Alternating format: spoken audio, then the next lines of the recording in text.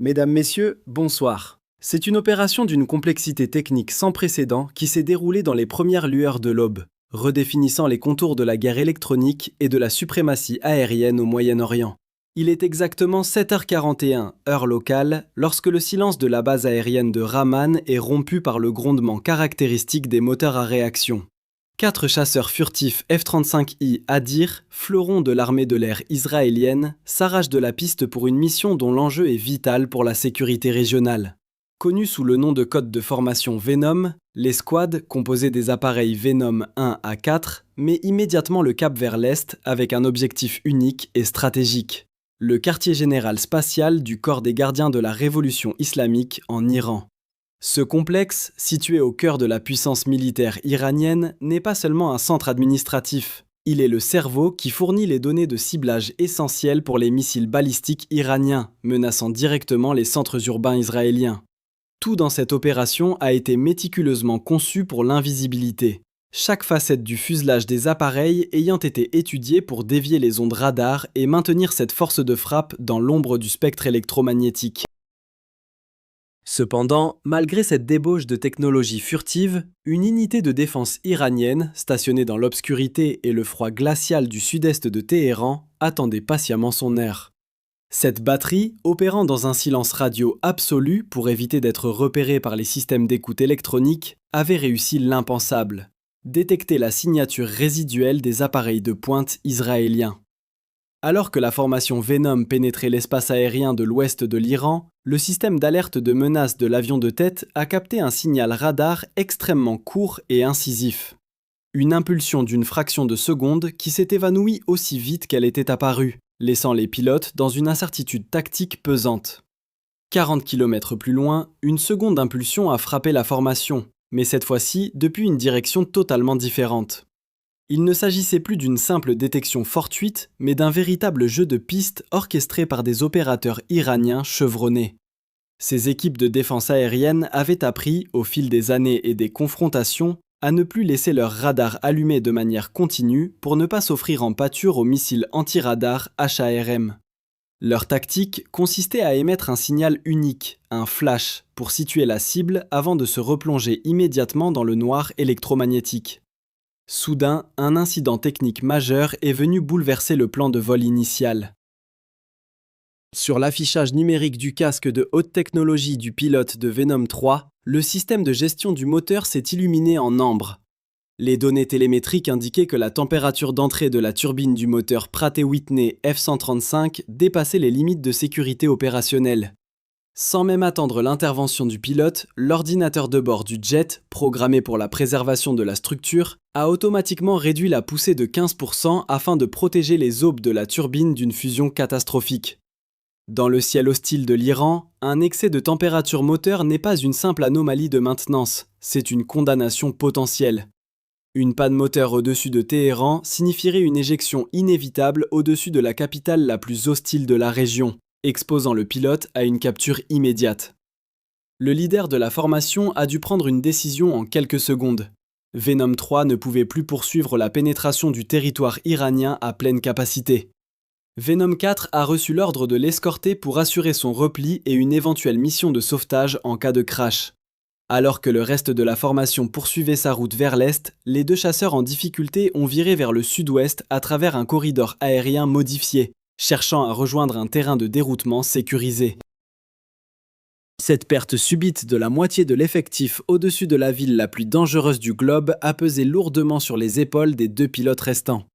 Venom 1 a consulté son chronomètre de mission. Il ne restait que 9 minutes avant d'atteindre le point d'entrée initial et 3 minutes avant le largage des munitions. 12 minutes au total durant lesquelles les appareils étaient vulnérables, privés de la possibilité de manœuvrer de manière agressive, de passer en post-combustion ou d'entreprendre toute action susceptible d'augmenter leur signature thermique. Chaque équipe de défense aérienne survivante de la capitale scrutait le vide apparent du ciel, tandis que les officiers d'armement de Venom 1 et 2 faisaient face à un nouveau calcul de ciblage. L'objectif, le quartier général spatial du corps des gardiens de la Révolution, se compose d'un complexe de plusieurs bâtiments stratégiques. Sur les toits, des rangées d'antennes paraboliques assurent la liaison permanente avec 3 satellites iraniens en orbite, permettant la transmission de données cryptées et le commandement des paramètres de vol des engins spatiaux. L'infrastructure abrite également les salles de contrôle et les serveurs contenant les clés de chiffrement de la navigation. Initialement, 16 bombes de précision devaient saturer l'ensemble du complexe, mais avec seulement 2 appareils restants, les pilotes n'en disposaient plus que de 8. Le choix des cibles est devenu crucial. Les réseaux d'antennes ont été placés en priorité absolue, suivis des salles de contrôle et enfin de l'étage des serveurs. Ce calcul complexe, qui prendrait normalement 30 minutes à une cellule de planification en temps de paix, a été réalisé en seulement 45 secondes par les 2 pilotes en pleine altitude de croisière. Ce n'est pas de l'improvisation, mais le résultat d'un entraînement intensif conçu pour la pire version possible d'un scénario de guerre. Mais alors que le plan d'attaque était réajusté, un danger bien plus concret s'éveillait à 3000 pieds sous leur altitude de vol. Depuis 8 jours, une batterie de défense aérienne Ordad 15, située au sud-est de la ville, restait silencieuse, tapie dans l'ombre. Son commandant, identifié sous le nom de code NAM, avait observé l'ensemble de la bataille depuis un poste de commande alimenté par un radar froid. Il avait vu les autres batteries iraniennes, comme les Bavar 373, émettre des signaux, tirer et disparaître en moins de 2 minutes, pulvérisés par des missiles anti-radar israéliens AGM-88E, ARM, qui fondaient sur leur source d'émission en moins de 90 secondes. NAM avait décidé de ne jamais ouvrir son radar principal, le NAM 804 de type PESA, à moins d'une nécessité absolue. À la place, il utilisait son système de suivi électro-optique passif. Ce système a détecté 2 signatures thermiques à 35 km au nord-ouest de Téhéran. Un F-35I, même en vol de croisière, émet des gaz d'échappement dont la température atteint les 1050 degrés Celsius. Contre l'atmosphère glaciale de la haute altitude, cette source de chaleur brille comme un projecteur dans une nuit noire. La chaîne de commandement israélienne, en tentant d'éviter des conflits de trajectoire avec d'autres unités furtives dans le secteur, avait ordonné à Venom 1 et 2 de descendre de 3000 pieds, les plaçant exactement dans l'enveloppe de détection que le commandant iranien espérait. Pour confirmer sa solution de tir, Naham a activé le radar NAM 804 pendant seulement 3 secondes. C'était une prise de risque calculée, suffisante pour ajuster la portée et le cap des missiles Sayad 3. Le système Ordad 15 fonctionne grâce à 2 véhicules coordonnés. L'un porte le radar de détection d'une portée de 150 km et l'autre un lanceur de 4 missiles massifs. La particularité de cette batterie réside dans son tracker électro-optique de secours qui n'émet aucune radiation électromagnétique, rendant l'unité indétectable pour le récepteur d'alerte de menace du F-35I. À ce moment précis, le commandant iranien voyait les avions israéliens comme on verrait le reflet d'un écran de téléphone dans un parking plongé dans l'obscurité. Le radar PESA, malgré la section efficace radar minimale du F-35I, a réussi à transformer des fantômes intermittents sur l'écran en une confirmation de présence réelle. À l'intérieur du cockpit de Venom 1, la technologie Barracuda AN/ASQ239 a immédiatement réagi. Ce système de guerre électronique, le plus avancé au monde, dispose de plus de 30 antennes réparties sur le fuselage, écoutant l'intégralité du spectre électromagnétique simultanément.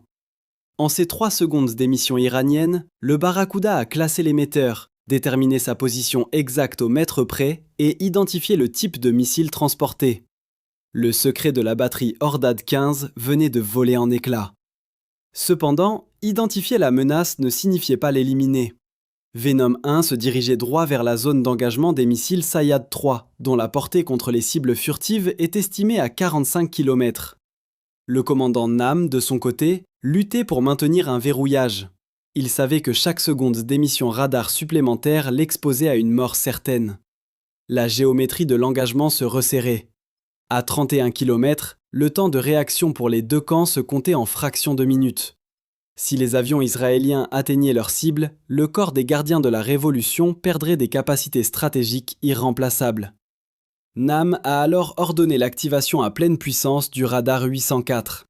Mais au moment même où l'illumination continue commençait, un missile ARM, déjà lancé en mode préemptif par Venom 1, avait déjà mémorisé la position de l'émetteur. Dans l'espace aérien saturé de Téhéran, Une guerre invisible faisait rage.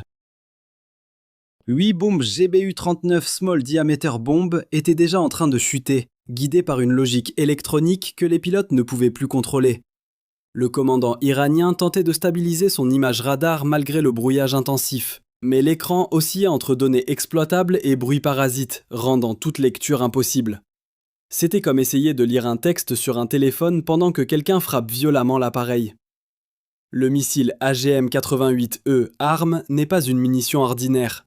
Doté d'une mémoire électronique tenace et d'une charge de fragmentation de 150 livres, il est conçu pour transformer les antennes radar en tas de ferraille.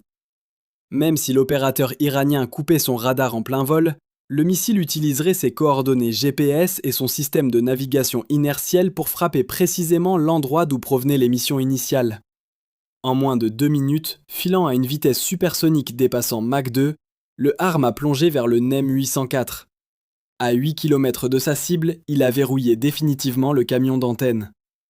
8 jours de discipline d'émission et de silence radio ont été réduits à néant en un instant. La tête de fragmentation a explosé, pulvérisant le cœur du système de défense iranien et mettant fin à la dernière menace guidée au-dessus de la capitale. Pour autant, la mission n'était pas terminée. En l'absence de missiles guidés, les forces terrestres iraniennes ont déchaîné un barrage d'artillerie antiaérienne conventionnelle. Des canons ZU-23-2 crachaient 800 projectiles par minute, saturant le ciel de traînées rouges et de fer chaud jusqu'à une altitude de 2500 mètres. Pour les pilotes des Hadir, protégés par leur système de vision à 360 degrés projeté directement sur la visière de leur casque, le spectacle était apocalyptique. Les 6 caméras infrarouges de l'appareil dessinaient en temps réel la trajectoire de chaque obus, permettant aux aviateurs de naviguer dans les rares espaces vides de ce mur de plomb. Le défi final restait le ciblage des bâtiments du quartier général spatial. Le signal GPS sur Téhéran était massivement brouillé par des systèmes de guerre électronique basés au sol, menaçant de dévier les 8 bombes vers des zones civiles. Si le brouillage l'emportait, les serveurs et les antennes resteraient intacts, permettant aux satellites de continuer à guider les missiles contre Israël. Les bombes GBU-39, pesant 285 livres chacune et dotées d'ailes déployables leur permettant de planer sur plus de 40 000 nautiques, ont entamé leur course finale. Chaque bombe utilise 2 systèmes de guidage en parallèle. Le premier repose sur les satellites GPS situés à 20 200 km d'altitude, dont le signal est si faible qu'il peut être perturbé par un équipement rudimentaire. Le second est un système de navigation inertielle micro-électromécanique totalement autonome qui prédit la position sans aucune aide extérieure. Dans l'air saturé d'interférences de Téhéran, les processeurs des bombes ont dû lutter pour extraire le signal légitime du bruit de fond. Finalement, la précision technologique a pris le dessus. L'impact a été dévastateur. Les réseaux d'antennes ont été les premiers à être pulvérisés, coupant instantanément le lien entre la Terre et l'espace. Le deuxième bâtiment, abritant les salles de contrôle, s'est effondré sous le choc des têtes explosives de précision. Le troisième bâtiment, cœur de l'infrastructure numérique, a vu ses étages de serveurs s'effondrer, emportant avec eux les clés de chiffrement et les paramètres de vol essentiels. À 500 km d'altitude, le satellite IAM a envoyé une requête de télémétrie vers ses coordonnées terrestres habituelles. Le signal n'a rencontré que des décombres et un silence de mort. Le satellite a réitéré sa demande, suivi par les engins Semran 1 et Nur 3, ce dernier ayant été lancé en grande pompe il y a seulement 3 mois. Privés de commandement, ces 3 satellites, symboles de l'ambition spatiale iranienne, ne sont plus désormais que des débris orbitaux coûteux, incapables de transmettre la moindre donnée de ciblage. Israël n'a pas eu besoin d'utiliser de missiles antisatellites pour neutraliser la menace orbitale de l'Iran. Il a suffi de détruire le lien qui les unissait au sol.